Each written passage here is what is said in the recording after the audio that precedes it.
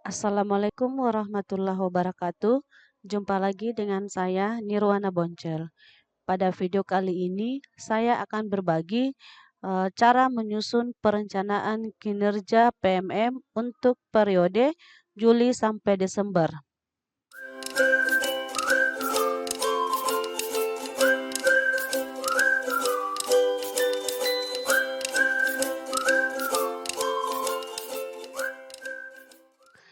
Jadi langkah pertama Bapak Ibu silakan Bapak Ibu login dulu ke PMM Bapak Ibu dengan menggunakan akun Belajar ID. Nah, setelah Bapak Ibu berada di beranda pengelolaan kinerja seperti ini ya Bapak Ibu, silakan Bapak Ibu memperhatikan tulisan yang ada di sini. Nah, untuk pengelolaan kinerja saya di sini sudah tertulis Juli sampai Desember 2024. Ini menandakan bahwa beranda pengelolaan kinerja saya yang terbuka ini adalah periode Juli sampai Desember 2024. Nah, apabila di pengelolaan kinerja Bapak Ibu di sini tertulis Januari sampai Juni 2024, silakan Bapak Ibu mengganti periode pengelolaan kinerja Bapak Ibu terlebih dahulu. Bagaimana caranya mengganti periodenya?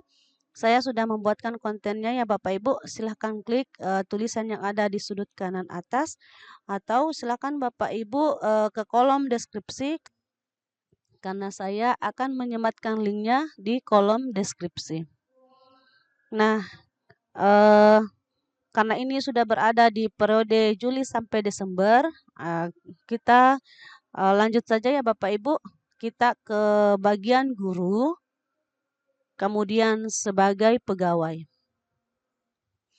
Nah, Bapak Ibu, apabila Bapak Ibu pertama kalinya membuka periode Juli sampai Desember di PMM Bapak Ibu, maka di bagian di sini Bapak Ibu akan tertulis mulai.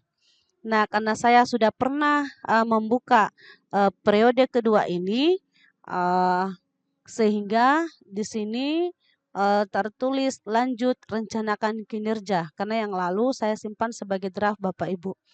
Nah, sebelum kita lanjut menyusun perencanaan kinerja, perlu Bapak Ibu perhatikan tulisan yang ada di sini bahwa tanggal 1 sampai 31 Juli itu adalah mengisi perencanaan kinerja.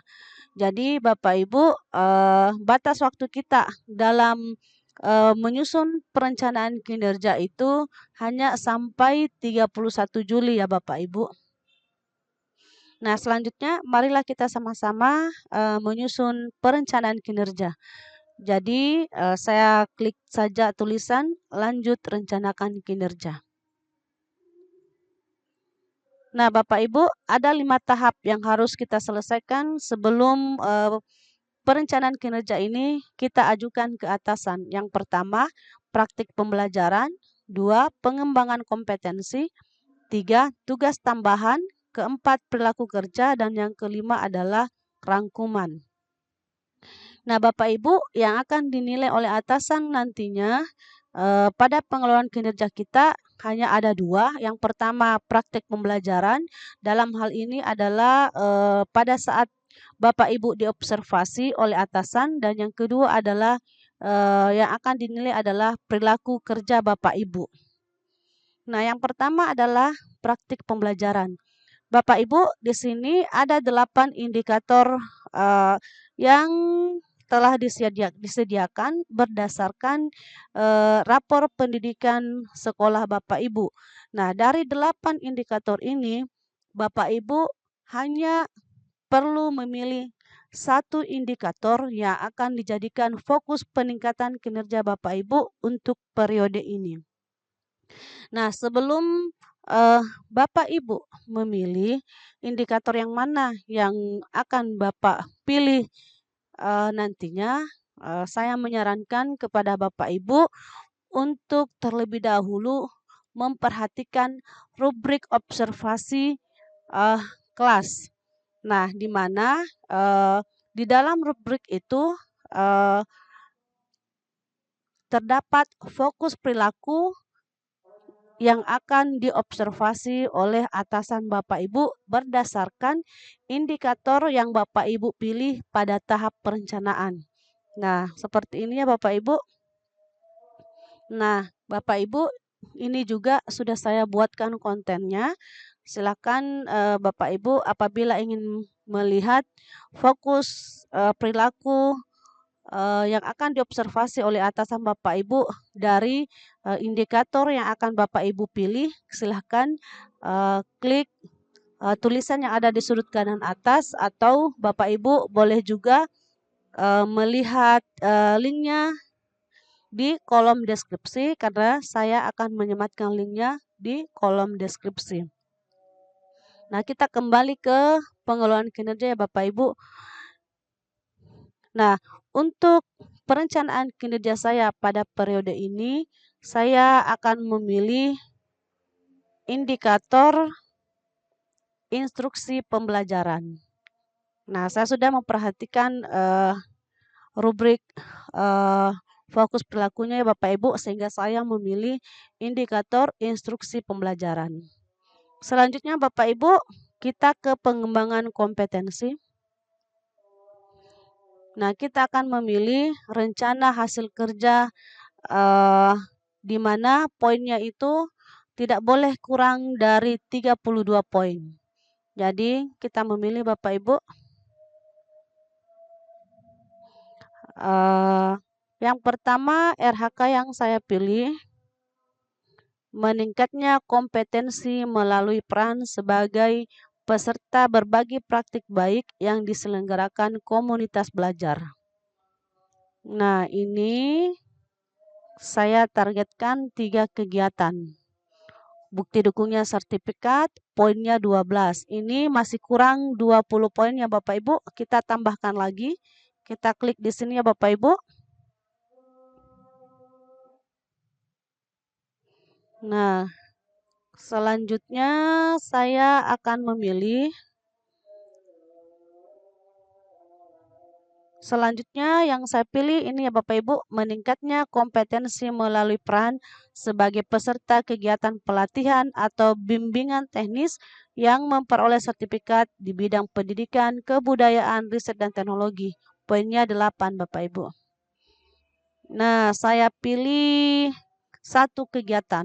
Sekarang poinnya sudah 20, jadi kurang 12 poin. Saya masih menambah ya Bapak Ibu.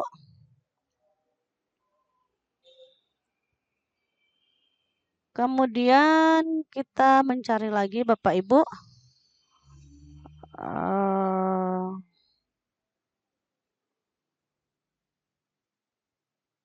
Nah, yang ini Bapak Ibu, meningkatnya kompetensi melalui peran sebagai peserta pelatihan mandiri sesuai model kompetensi guru, kepala sekolah, dan atau pengawas sekolah. Poinnya ini 8 setiap 1 kegiatan. Ini pelatihan mandiri di PMM Bapak Ibu.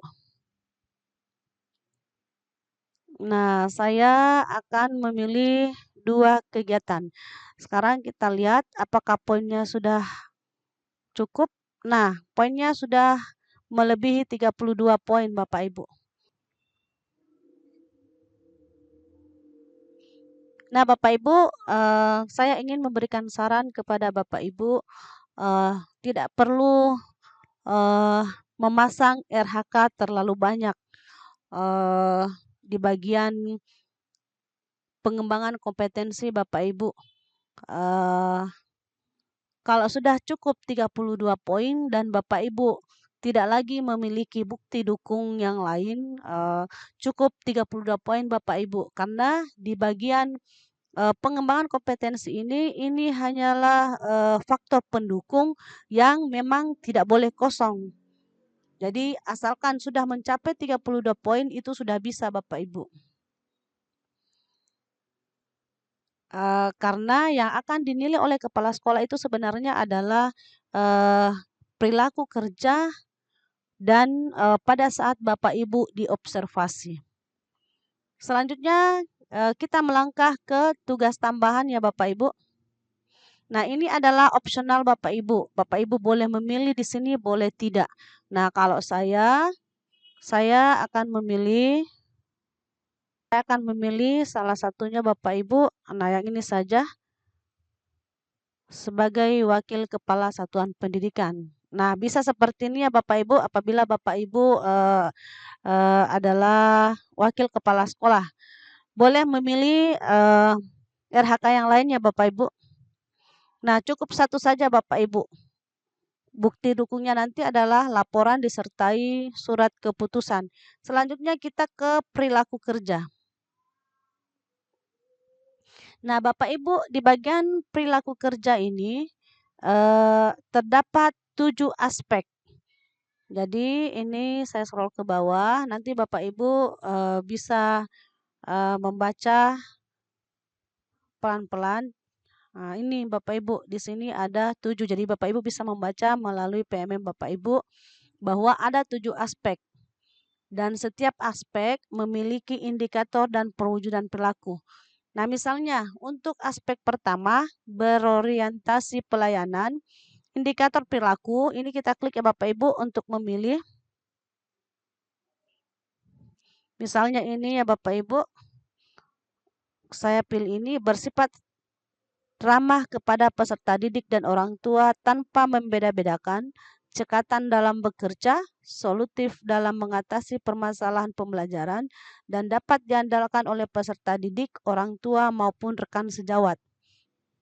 Nah, ini yang saya pilih ya Bapak Ibu. Selanjutnya, bagaimana perwujudan perilakunya? Ini juga kita klik ya Bapak Ibu. Misalnya,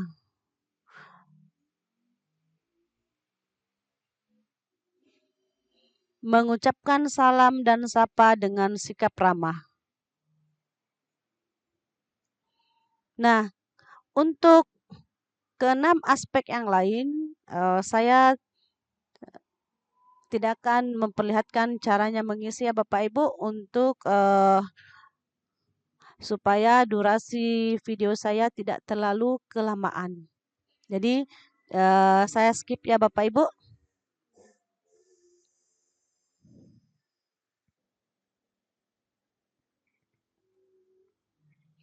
Nah, Bapak Ibu, saya sudah mengisi ketujuh aspek dengan masing-masing indikator dan perwujudan perilakunya.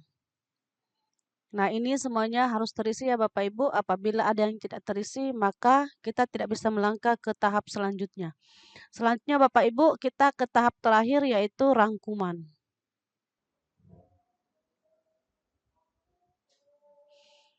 Nah, ini adalah bagian rangkuman Bapak Ibu yang terdiri dari hasil kerja utama, kemudian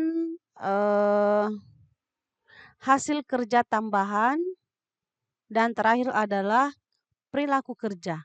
Nah, apabila ini sudah benar Bapak Ibu, maksudnya tidak perlu lagi diubah, maka silahkan lanjut ajukan. Tetapi Bapak Ibu apabila masih ada yang ingin Bapak Ibu perbaiki pada tahap-tahap sebelumnya, silakan Bapak Ibu klik bagian ini, Bapak Ibu klik ubah. Nah, karena saya tidak ada lagi yang akan diperbaiki, Bapak Ibu, saya langsung saja klik lanjut ajukan. Nah, Bapak Ibu, selanjutnya kita diperlihatkan tampilan seperti ini. Langsung saja kita klik ajukan ya Bapak Ibu. Nah, sudah ada informasi seperti ini Bapak Ibu. Kalau sudah seperti ini, silahkan kembali ke beranda.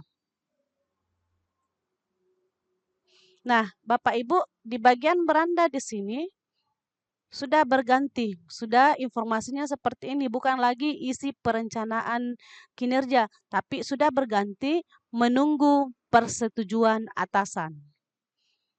Nah, ini jadi kalau sudah Bapak Ibu ajukan, silakan Bapak Ibu menunggu persetujuan atasan. Jadi Bapak Ibu harus selalu mengecek PMM-nya secara berkala untuk melihat apakah atasan sudah menyetujui perencanaan kinerja kita atau belum.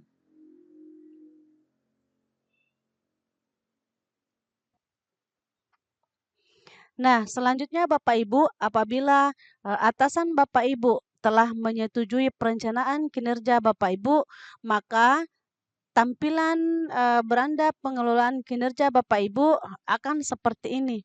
Di sini sudah berganti, bukan lagi menunggu persetujuan atasan, tetapi sudah berganti sepakati perencanaan kinerja dari atasan.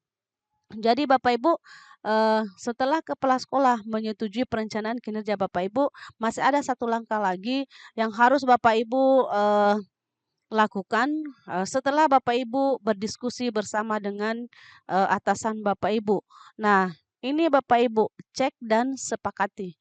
Ini harus Bapak Ibu klik untuk menyepakati hasil dari diskusi antara Bapak Ibu dengan atasan Bapak Ibu. Nah, ini dicek ya Bapak Ibu. Maksud saya ini diklik ya Bapak Ibu. Nah, diperhatikan kalau tidak ada masalah ke hasil kerja tambahan. Kalau ini juga tidak ada masalah, silakan klik ke perilaku kerja. Nah, setelah ini juga sudah tidak ada masalah, silakan klik Bapak Ibu sepakati. Nah, di sini Bapak Ibu jangan lupa dicentang, lalu klik sepakat.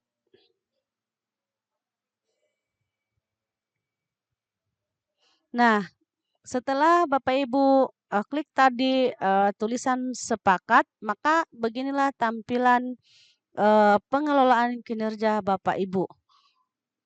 Nah, untuk selanjutnya silakan menunggu perubahan tampilan dari beranda pengelolaan kinerja Bapak Ibu pada saat memasuki bulan berikutnya, yaitu persiapan praktik kinerja.